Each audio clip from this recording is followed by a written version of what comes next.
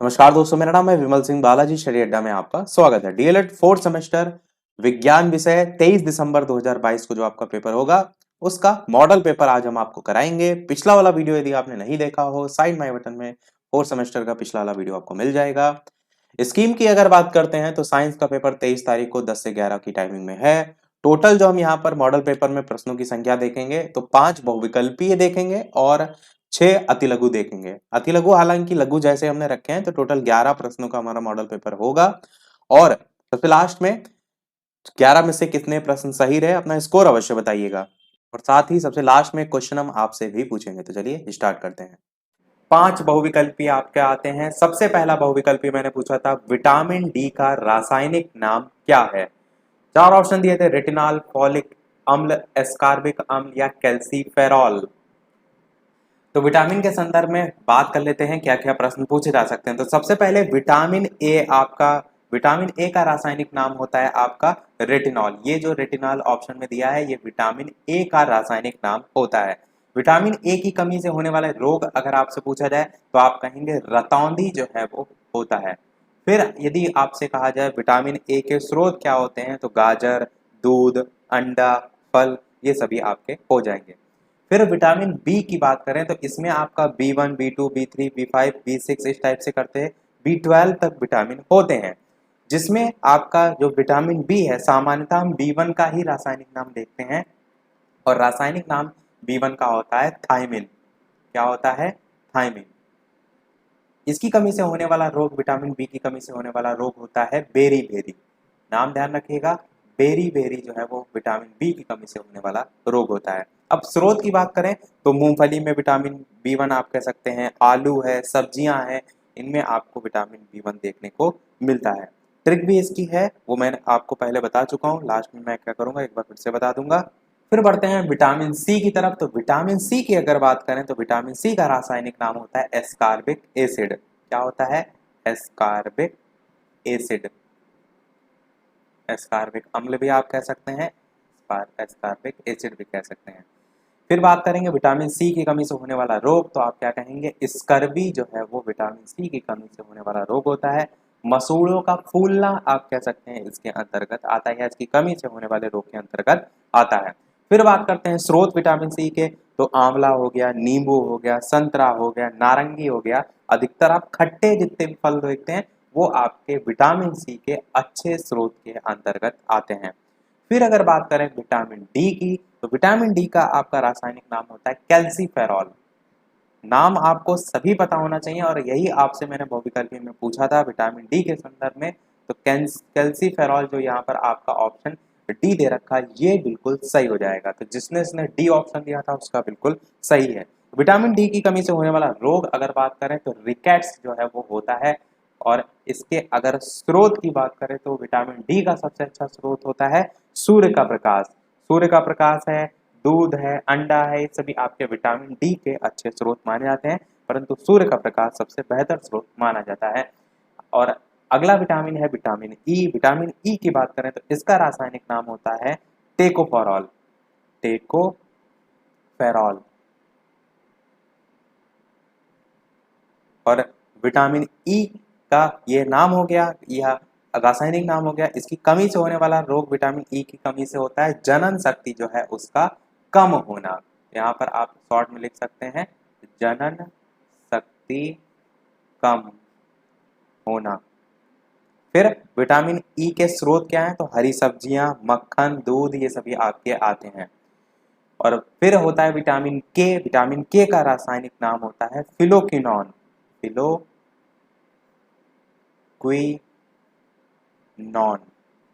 ये जो है होता है। और इसकी अगर बात की जाए तो इसकी कमी से यानी कि विटामिन के की कमी से होने वाला रोग क्या होता है, तो जो रक्त का थक्का होता है वो नहीं बनता है। रक्त का थक्का ना बनना आप जो है वो कह सकते हैं।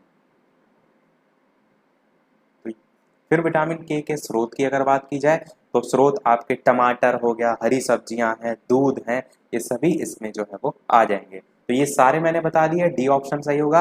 अब इसकी एक ट्रिक होती है छोटी सी, वो भी मैं आपको बता देता हूँ। और ट्रिक होती है रथ पर एक टॉफी।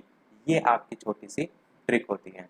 यहाँ पर जो रा है इससे आप कहेंगे विटामिन ए का नाम होता है, विटामिन ए का रासायनिक नाम क्या होता है, रेटिनॉल, तो रा से आपका रेटिनॉल हो जाएगा। फिर बढ़ते हैं बी की तरफ, जो होता है था से, जिसका होता है थायमीन, था से क्या हो जाएगा, थायमीन। फिर विटामिन ए हो गया, बी हो गया, फिर आएंगे सी पर, सी का नाम क्या होता है, एस्कार्बिक होता है, तो ये जो एक का ए है इससे एस्कार्बिक हो जाएगा, ये साइलेंट रहता है आपका पर। फिर जो का है इससे क्या होता है, इससे होता है आपका जो विटामिन डी है उसका नाम है कैल्सीफेरॉल, तो का से कैल्सीफेरॉल हो जाएगा। फिर ई जो है इसका जो टा है इससे हो जाता है टोकोफेरॉल, तो विटामिन ई जो है इसका रासायनिक नाम टोकोफेरॉल है। और आखिरी में फा है, इससे है फिलोक्विनोन, जो आपका विटामिन के का रासायनिक नाम है। तो रथ पर एक टॉफी से आप सभी नाम याद रख सकते हैं। ट्रिक अच्छी है, सभी लोग याद रखिएगा ताकि आपको एग्जाम में हेल्प मिले। देखते हैं हमारा दूसरा प्रश्न, पीतल जो कि एक मिश्र धातु है, इनमें से क्या इसमें होता है, टिन होता है, जस्ता होता है, नाइक्रोम होता है या निकल होता है। इस प्रकार से 4 ऑप्शन थे। तो सबसे पहले आपको ये पता होना चाहिए जो पीतल है जो कि एक मिश्र धातु है किससे किससे मिलकर बनी हुई है, तो आप क्या कहेंगे, जस्ता और तांबे से मिलकर जो है वो बनी हुई है। और यहाँ पर क्या पूछा था इनमें से क्या होता है, तो आप कहेंगे जस्ता होता है, क्योंकि जस्ता और तांबे से ही मिलकर बनी, तो बी वाला आपका ऑप्शन बिल्कुल जो है वो सही हो जाएगा। तांबे में जस्ता मिलाने से तांबे की जो सामर्थ्य है उसमें कठोरता बढ़ जाती है, उस टाइप से भी आप लिख सकते हैं। और यूजेस तो आप देखते हैं पीतल के बर्तन भी आते हैं, और यदि आप कहेंगे तो पीतल की सबसे बड़ी विशेषता क्या होती है, इससे निर्मित वस्तुएं अधिक टिकाऊ और आकर्षक जो है वो होती हैं।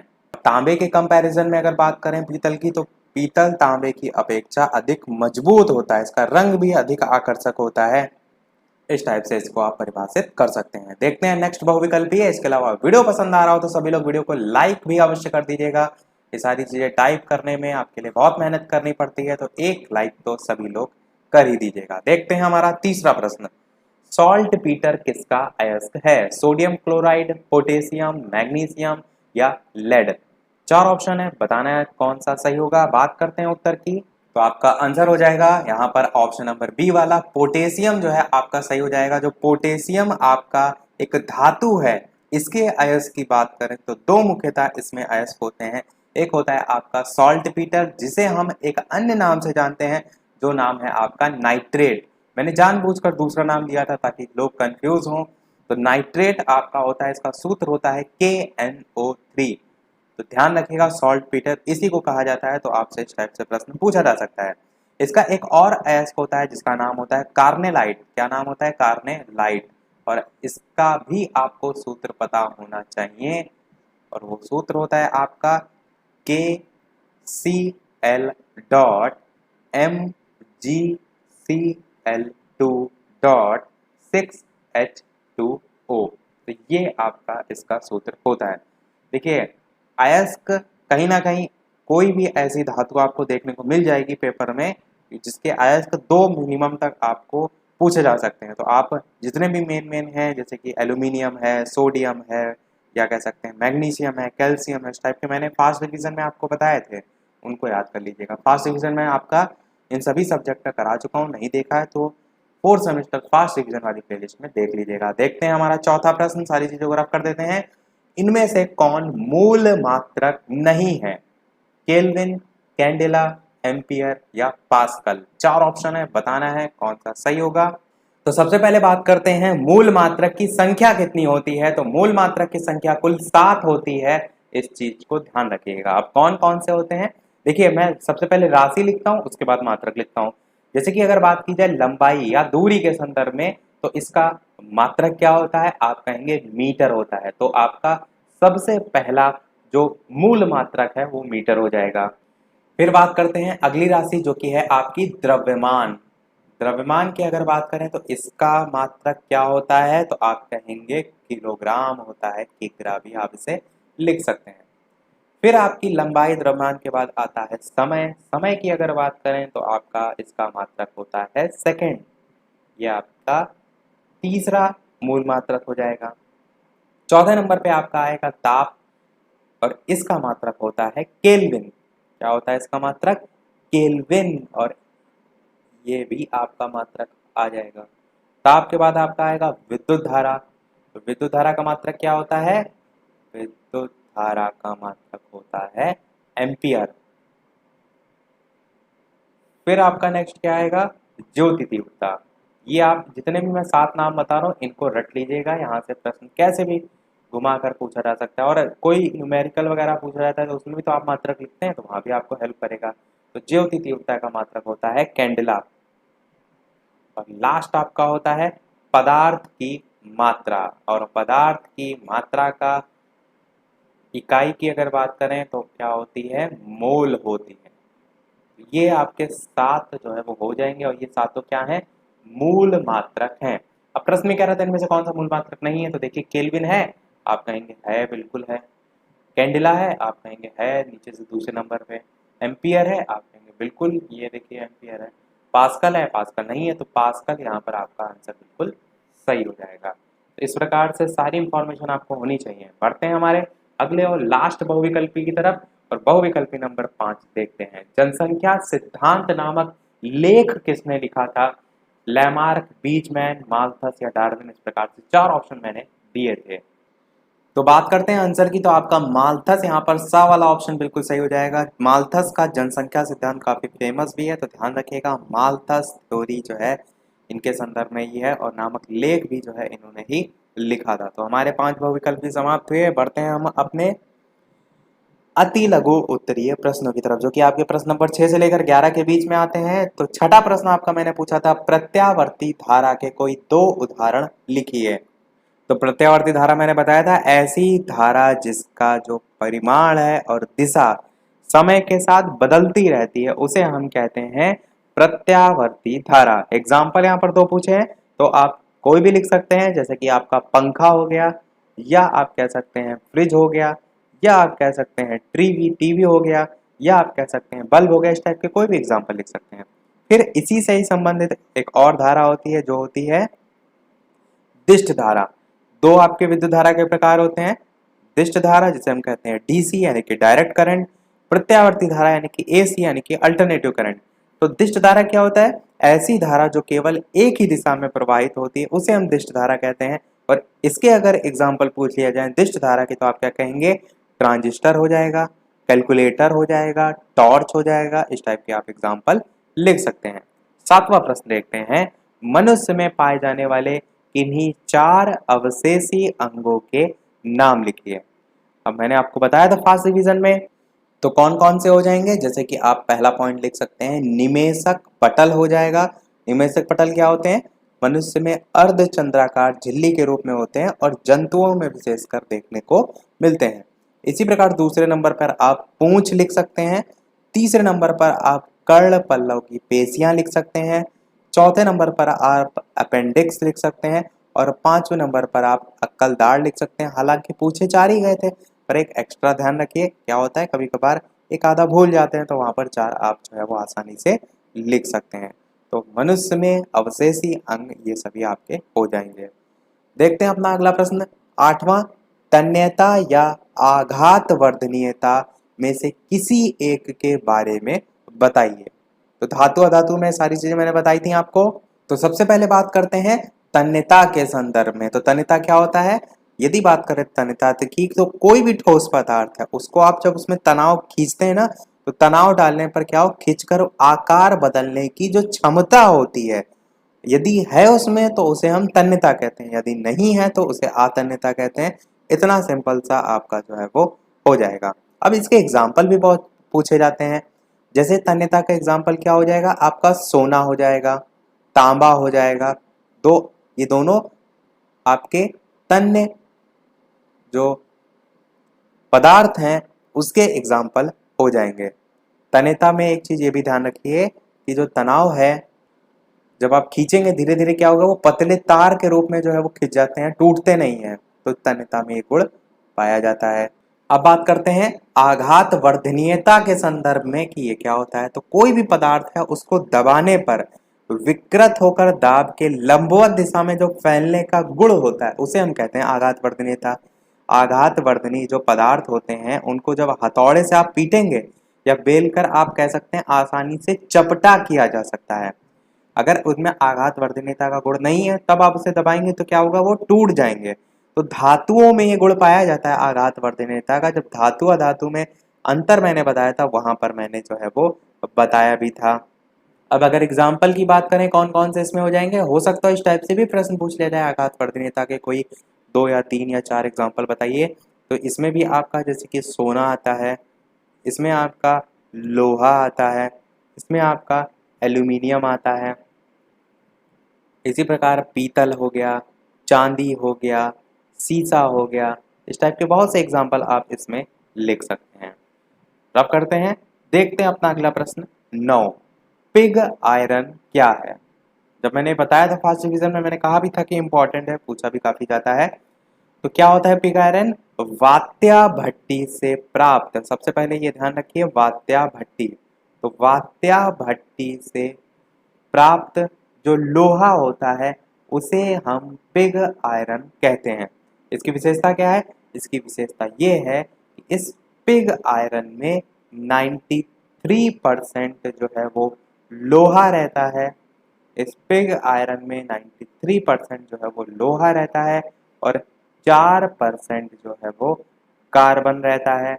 और अन्य जो परसेंटेज इनके अलावा है वो आप कह सकते हैं शेष अन्य जो है वो अशुद्धियां जो है वो होती हैं। शेष जो है वो अन्य अशुद्धियां जो है वो होती हैं।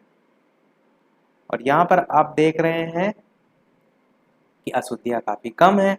इसी रीजन से आप कह सकते हैं कि गलनांक भी जो है इसका कम होता है।